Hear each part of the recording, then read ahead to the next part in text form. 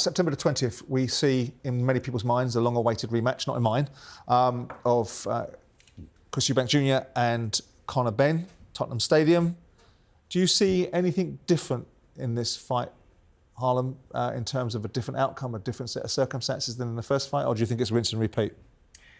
I think we see a lot different. I think Chris, he knows exactly what's coming at him now, and I think he'll be prepared for it, and I think that he'll stop Conor this time. I think it'll be more convincing. Why do you think it was as close as it originally was with Chris and Conor? Conor sort of come out with a lot of credit because he was the guy moving up in the weight divisions. People were not sure whether he could compete at that weight, and he did compete at that weight, to be fair.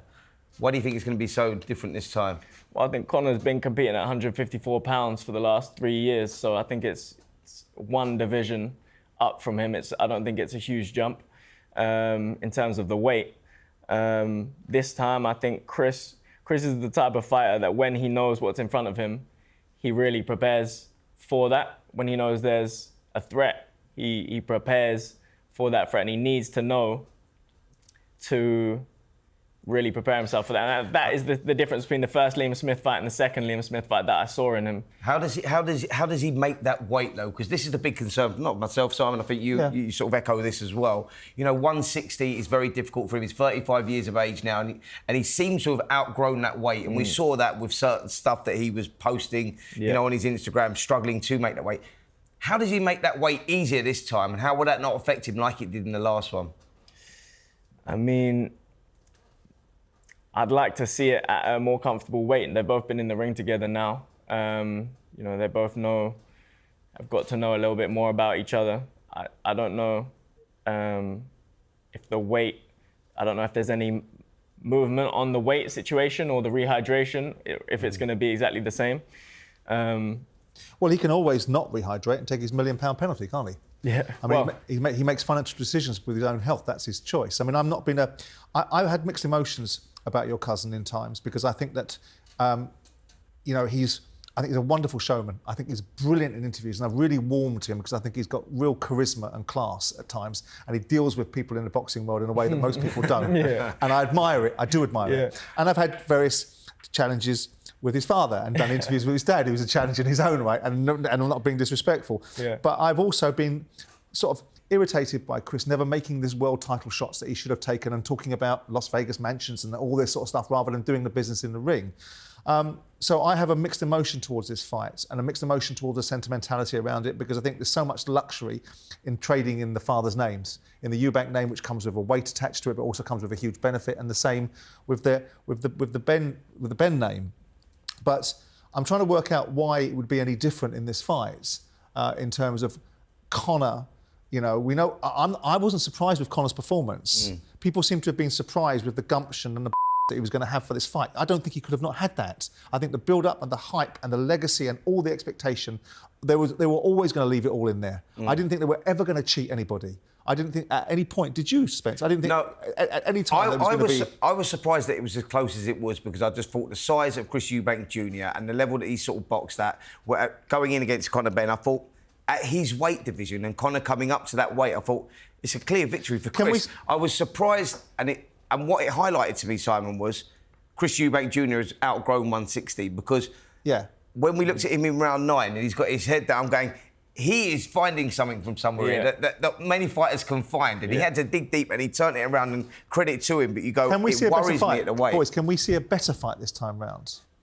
I think it could be equally as good. I mean, the first fight exceeded anything I thought it was going to be. I didn't think it was going to be that. I think we had complete drama from both sides. The build-up was fantastic as well. But I think that with what's on the line and the pride and the egos and the family history and whatnot, I think that we get something very similar. I think it's definitely going to ignite in the same way, but I think everything that came together to make the event what it was, my uncle turning up and the whole entertainment spectacle. I think it's hard to replicate that. I think the fight itself, they both didn't know what each other had to bring. So in that, they didn't know what to expect, and I feel like now they do. They do. So I feel like it will be a different fight. this time around. Is in your view, Harlem, is Conor Benn a world level fighter? No. Do you see yourself at any point wanting to be in a ring with him? I've made it clear for a while that I would entertain that fight. But why? You consider yourself a world level fighter now. Yeah. You've got world level trajectory and aspirations. If he's not a world level fighter, why do you want to go in with him? Well, this is what I'm saying. I said I've made it known for a while, but now I want to go on to achieve world honours. So I believe that I will, move past him. Is that because the Eubank family just don't like the Benn family and you can't see objectively? Or is it because you genuinely don't think he's a world level fighter? Because I do. I think he's a world level fighter at 147, don't you? Well, I think at 147 he's a world level fighter, but he's not boxed there for some time. I know, but I understand what you're saying. Yeah, absolutely. I think that he proved that by going in there with Chris, and forget all what Chris was going through with the weight and everything else. He still had to deliver. I mean, I know you didn't think much of the fight or what it was, but I looked at that and I think that it had a little bit of everything. You can't say it weren't a world-class fight because of what they were both leaving in there, the psychological side of what was going on and everything else. Listen, I don't doubt the application of commitment and the blood and thunder and everyone getting their pound of flesh. But the level of the fight, in terms of technical competency, it wasn't world level. Okay, was it? It was a barroom brawl. Let me rephrase this. What are you expecting in the second fight from this first fight? Are you expecting? Would you now? Listen, I think that if Chris can manage the weight situation and go into the fight fresh, I would expect him to control the fight better.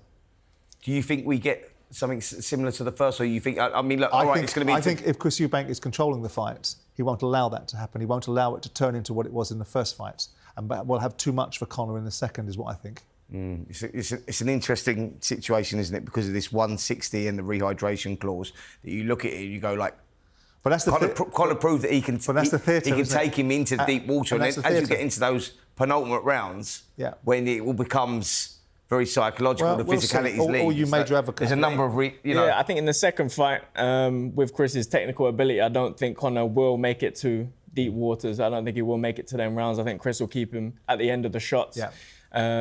I think he was doing it pretty comfortably in the early part of the fight. But again, I don't feel like he was himself at all in that last fight. Well, we'll see. Let's move on to a fight that I really do like, which is David Benavidez versus Anthony Yarde.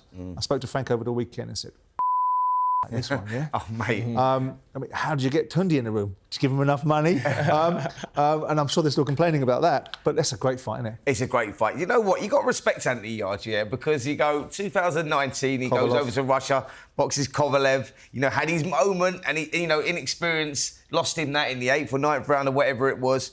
Then he goes in against Benavidez, another first-class operator, world pound-for-pound star, and you go, now he's got Benavidez, another guy that is like, this is a tough night for Anthony Yarde, but you've got to respect it. Absolutely. Talk about taking your opportunity. Take the opportunity, and I'm assuming it's a relatively big payday. But this is, for Frank, he's done a great job there, because this was Tundi and Anthony Yarde that a year ago didn't want to fight for Frank Warren and wanted to go their own way. Yeah. And now they've got another world title shot with Benavidez. I look at it, my first reaction was, I think Benavidez has got too much. But is he carrying the same punch power up? Because I'm not sure that he is. Well, we're going to find that out, aren't we? I mean, there's nothing to suggest, really, because of his height. I think that, if anything, he may be slightly stronger. I don't know how he was making the super middles anyway. And you look at it, you look at the performance, the way that he boxes, he's very aggressive, but it's educated pressure that Benavidez has. Works really well on the inside, especially with the uppercuts, the body shots. He's got very fast hands. He's got very fast hands, and he punches in bunches as well. Like, you look at this and you go, it's a tough night here, a tough ask for Anthony Yarde going off sort of recent performances. Benavidez is the most avoided fighter right now. Yeah, by Canelo Everest. Absolutely. I mean, he almost punches like he's a lighter weight class, Benavidez. He lets his hands go, he punches, he throws a lot of punches and he throws them fast. Almost reminds me a little bit of like a Kawasaki, how many shots are coming at you and the speed of them. So it's a tough fight, but Yarde, he likes to take on them type of challenges. No, absolutely. I mean, do you think given the last two performances from Anthony, and I like Anthony Yarde. I mean, I disagree with some of the characterizations that we've had in conversations about the reasons why fights weren't made, because I do know that Josh Boazzi wanted that fight. I do know that the Willie Hutchinson fight was made only and simply because they couldn't deal with Anthony Yarde and Tunde because of the situation surrounding Frank and the dispute between those guys in Queensbury. Do you think that, given that a lot of Anthony's credibility, and they're going to hate me for saying it, has been on the back of noble defeats, right? The Lyndon Arthur victory, obviously losing to Lyndon Arthur, coming back and smashing him out in the second fight. The third fight that they had was a decent fight, but Anthony wasn't as convincing, obviously, as the second fight. The two fights after that he's had in recent times have been unimpressive, haven't they? Before that, before that, sorry, yeah. Sarah Meta, I think it was. And So do you think that there was a case for maybe Anthony Yarde to have fought Boazzi in the build-up to fighting someone like Benavidez, or just take the opportunity when it's here? Listen, I think there was a huge case. Of course there was. You know, you've got Callum Smith there as well, and there's big fights out there for him, huge fights on British shores. But you go, it is about opportunity, and what that is great management, you know, from his side, because he's got this opportunity now. He's going to be getting well paid for it as well. And it's like, you guys, this is your dream, your aspiration is to become that world champion. And you're looking at it about, and the way the landscape moves and the opportunities that come up. You go, if it's presented to him, you get a Callum Smith or Boazzi fight for Anthony Yarde, or a Benavidez one, you go, well, he's chasing his dream of becoming a world champion, because you'd suspect that Boazzi and Smith is an easier fight and probably makes him as much money. Yeah, I mean, as a fighter, you want to fight the best, you know, the biggest and the baddest that's out there. That's the nature of a fighter. You want the biggest challenges.